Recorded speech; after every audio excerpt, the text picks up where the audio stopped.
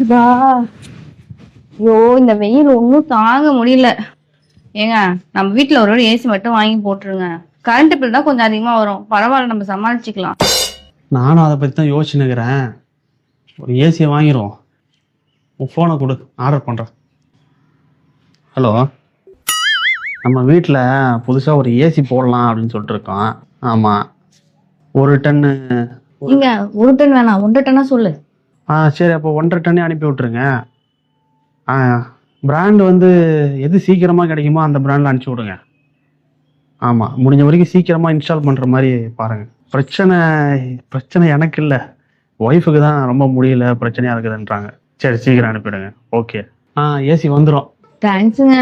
உடனே வந்துடும் சொல்றாங்க. அப்படி ஆகட்டுங்க ஆர்டர் பண்ண. உங்கள் அப்பாகிட்ட தான்.